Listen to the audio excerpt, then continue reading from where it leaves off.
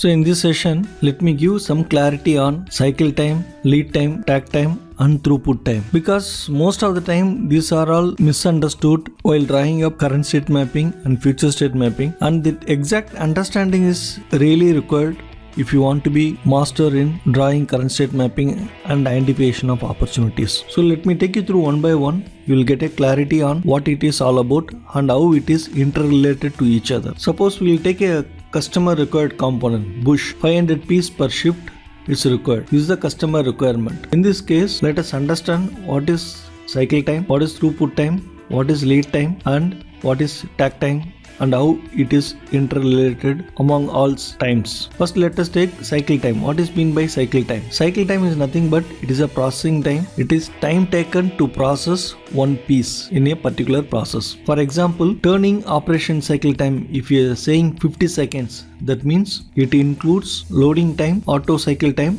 plus unloading time. Suppose we are doing a turning operation and the turning operation includes loading time into the machine, auto cycle time plus unloading time. All put together we are getting 50 seconds. That is what the cycle time of that component. Sometimes people are taking only auto cycle time and forgetting about the loading unloading time. Suppose we are doing the quality check in each of the process, that is also part of cycle time. If it is being done 100% of time, it has to be included. So cycle time means to process one component, how much time it takes in a particular process. So in this case, we are saying 50 seconds means every 50 seconds we get one turn completed piece. What is meant by throughput time? Throughput time is nothing but summation of all cycle time in making one component, the entire process. For example, we are saying bush throughput time is 170 seconds means it is a summation of all the process cycle time.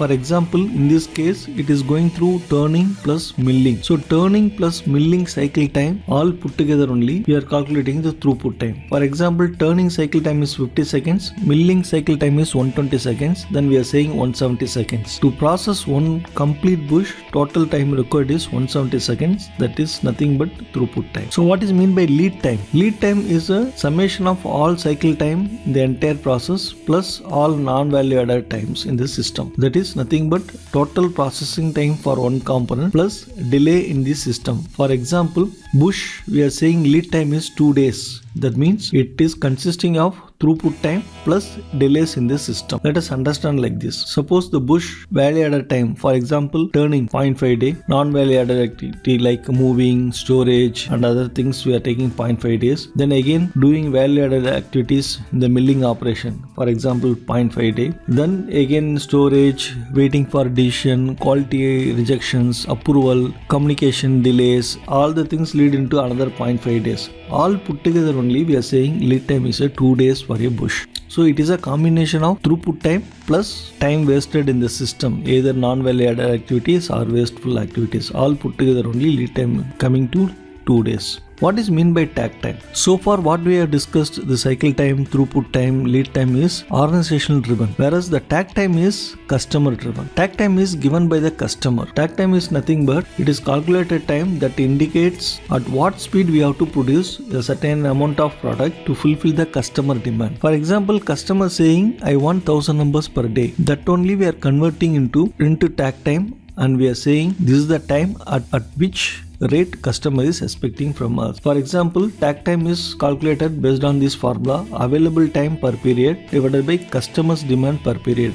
For example, we are saying 480 minutes in a shift and customer wants 500 units per shift. So 0.596 minutes is coming. That is nothing but 58 seconds. That is every 58 seconds one component must be rolled out from the factory. That means every 58 seconds customer is asking for one product. That is the rate at which customer is expecting the product from the plant. That is a takt time. If you know this takt time, then you can compare your takt time and your cycle time. For example, we have seen the bush example, turning is 50 seconds, milling is 120 seconds. There we are comparing with our takt time. Is there any bottleneck for making this push or not. This is what it is all about. So tag time will give a control mechanism, or tag time is the time at which customer is expecting. Then as an organization, internally we need to see whether all the cycle time of my process is matching to the tag time or not. This will help to identify the bottleneck in the system. So when you are doing the mapping, you need to be clear